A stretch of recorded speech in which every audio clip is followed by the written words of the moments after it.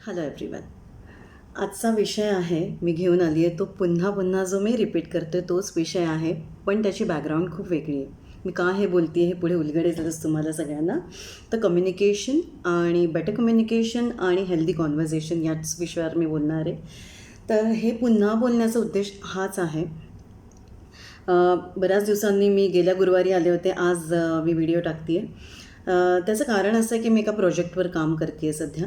तर गेले 15-20 दिवस झाले मी त्या प्रोजेक्टवर काम करायला सुरुवात केली. पुढचे 3 महिने मी एका कंपनीच्या स्टाफबरोबर काम करते आहे. तर मला रिक्वेस्ट आली होती त्या मॅमची, आम्ही ओळखतो एकमेकींना.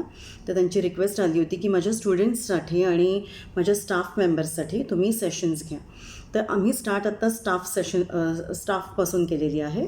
तर स्टाफ जो आहे त्यांचा तो 23 वयापासून ते 26 वयापर्यंतची मुलं मुली आहेत त्यांच्याकडे. तर सेशन सुरू झालं जवळजवळ 15 दिवसापूर्वी. काल सेकंड सेशन होतं त्यांचं. त्याच्या बिटवीन लास्ट वीक असं झालं की फर्स्ट सेशनमध्ये मला असा अनुभव आला की ती मुलं खूप छान ओपन व्हायला बघत होती. बरेच प्रश्न होते त्यांचे आणि जो मी सब्जेक्ट घेतला होता, जो मी टॉपिक घेतला होता त्याच्यावरही ती मुलं भरभरून विचारत होती, जाणून घेत होती. आणि त्यांना त्यांच्या चेहऱ्यावर प्रश्नार्थ चिन्ह होतं की अजून बरंच काही की उलगडावं किंवा बोलावं असं त्यांना वाटत होतं. पण स्वाभाविक आहे, सगळ्यांच्या समोर आमचं ग्रुप सेशन असतं आणि ग्रुपमध्ये मी बोलते. त्यांच्या क्वेरीज असतात, पण ते ज्या पर्सनल गोष्टी असतात ते ऑफकोर्स ते त्यांच्या कुलिगसमोर बोलू शकत नाही. सो मला तो सगळा भाव कळला आणि मी विचार केला की ह्याच्यावर आपल्याला कसं वर्कआउट करता येईल. कारण ही मुलं जर मोकळेपणाने आत्ता बोलली नाही तर नेक्स्ट 3 मंथ्स मला जे काही टॉपिक्सवर वर्क करायचं आहे, माझं पूर्ण करिक्युलम रेडी आहे. म्हणजे सगळं काही रेडी आहे माझं, पण मला अजून काही त्याच्यात ॲड ऑन करता येईल की त्यांना हेल्प होईल असं माझं सगळे विचार चालू होते. आणि बाय दॅट टाईम मी विचार केला की त्या मॅडमशी पुन्हा बोलावं, ओनरशी पुन्हा बोलावं. मी त्यांना कॉन्टॅक्ट केला, त्यांना विचारलं की मला या मुलांशी सगळ्यांशी पर्सनली एक स्टाफ मेंबरशी मला पर्सनली बोलायचं आहे, एक क्लॅरिटी कॉलसारखा किंवा मला त्यांना जाणून घेण्यासाठी म्हणून. तर ते रेडी आहेत का त्यांना विचारा. म्हणजे त्यांच्या चेहऱ्यावरनं वाटत होतं, पण एकदा माझ्याकडनं. आणि म्हटलं त्या मॅमसुद्धा रेडी आहेत का विचारावं. तर त्यांनी सांगितलं की काही प्रॉब्लम नहीं, बट उमा जी आप ऑफिस के बाद में उनकी कॉल्स नहीं लेना, मैं ऑफिस आवर में ही अरेंज करती हूँ दोपहर के टाइम में, अगर आपको ओके है तो. नहीं तो आप आपके टाइमिंग्स बता देना, हम लोग एडजस्ट कर लेंगे, बहुत सारा स्टाफ है, बड़ा स्टाफ है. तर मग मला अजून एक छान प्लस पॉईंट मिळाला. सगळं टाईमटेबल ठरलं. सगळ्यांशी गेला पूर्ण आठवडा माझा मीटिंग्सच चालू होत्या. आणि बिलीव्ह मी, मला इथे हे प्रयोजन बिलकुल नाही की मी काय करते हे सांगण्याचा उद्देश इतकाच आहे की या वयाच्या मुलांचा जे चॅलेंजेस आहेत, आणि प्रत्येकच वयाचे चॅलेंजेस असतात त्याचे त्या वयाचे. तर आपण खूप वेळा गैरसमजामध्ये असतो की आता एवढ्या वयापर्यंत आपण आलो किंवा मोठे झालो तर आपल्याला अनुभवाने बऱ्याच गोष्टी कळतात किंवा इंट्युशन्स असतात आणि या सगळ्या गोष्टींमध्ये आपण अडकलेलो असतो की कुणाकडे जायचं नाही, कुणाकडे बोलायचं नाही, कुणाकडनं सल्ला घ्यायचा नाही, उगीच फुकटचा सल्लाच नको, मी माझं बघते, मी माझं बघतो. तर असं नसतं. या मुलांच्या बोलण्यातनं जे कळलं तो मला आज भाव होता माझा किंवा इच्छा होती तुमच्यासमोर मांडण्याचा की त्यांना खूप सारे चॅलेंजेस आहेत आणि हे आत्तापासून नसतात, कोणाचंच नसतात, डीप रूटेड असतात हे. आणि हे चाइल्डहूडपासून असतात. चाइल्डहूड ट्रॉमा आहे त्यांचा, काही गैरसमज आहेत त्यांचे स्वतःबद्दल झालेले. कारण हे जे लिमिटिंग बिलीव्स जे आपण म्हणतो ते क्रिएट आपोआप होतात.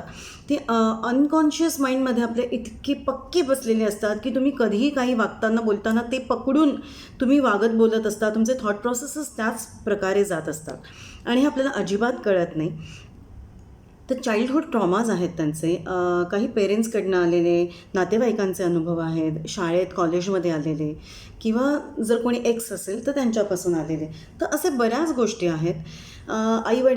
घरातलं जे कल्चर आहे किंवा घरातलं वातावरण आहे, सिबलिंग्ज आहेत त्यांच्याशी रिलेटेड आहे त्यांच्या पर्सनल जे त्यांचे इश्यूज किंवा चॅलेंजेस असे म्हणेन मी की या सगळ्या कल्चरल गोष्टीमुळे किंवा घरातल्या वातावरणामुळे, त्यांचं अपब्रिंगिंग म्हणा, तर या सगळ्यामुळे त्यांच्या मनामध्ये झालेले जे कन्फ्युजन्स क्रिएट झालेले आहेत त्याच्यामुळे कुठेतरी ती मुलं एकतर खूप अग्रेसिव्ह झालेली आहेत किंवा खूप शांत झाली आहेत. म्हणजे फार बोलत नाहीत, फार सुरुवातही. म्हणजे मला इतकं होतं की काही मुलांशी बोलताना मला अजिबातच एफर्ट्स लागले नाही. मी फक्त एक प्रश्न टाकला त्यांना कॉमन आणि त्यांनी जे सुरुवात केली अलॉटेड टाईम फक्त 30 मिनिट्स होता, पण it was not enough. I was knowing that, पण I was having limitation because त्यांच्या मॅमनी ऑलरेडी ऑफिस आवरमध्ये परमिशन दिली होती. पण अर्थातच त्याच्यापेक्षा थोडा टाईम गेला, जास्त वेळ घेतला गेला, 10 मिनटाचा वगैरे.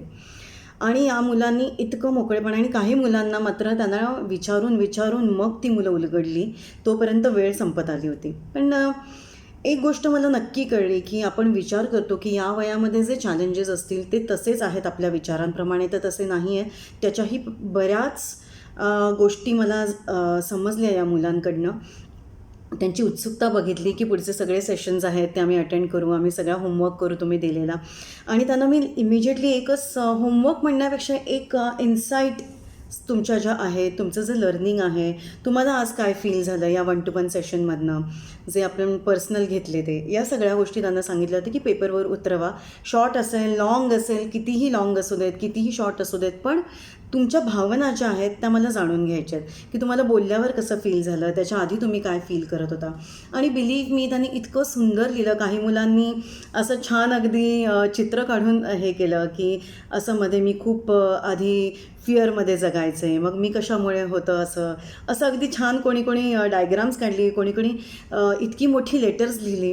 आणि सगळ्यांनी मला पर्सनल शेअर, म्हणजे मला इतकं वाटत होतं की मी हे सगळ्यांशी तुमच्याशी शेअर करू, पण बिकॉज इट्स अ पर्सनल, तर मी ते शेअरही नाही करू शकत कोणाशी, आणि करूही नाही.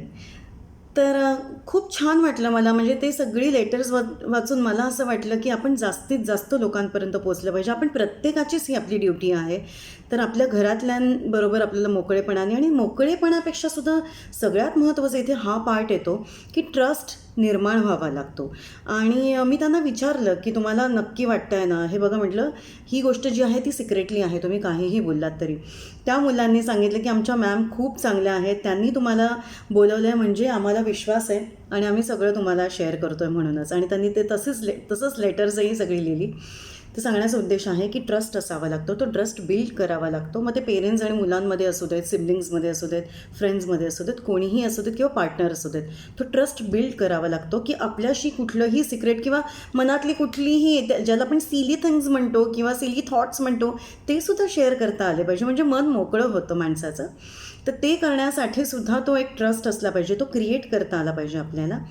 आणि दुसरी गोष्ट आहे की त्या सिक्रेट्स जाणून घेतल्यानंतर किंवा ऐकल्यानंतर त्या समोरच्या व्यक्तीला आपण जज नाही केलं पाहिजे, अंडर एस्टिमेट नाही केलं पाहिजे, कुठल्याही विदाऊट जजमेंट.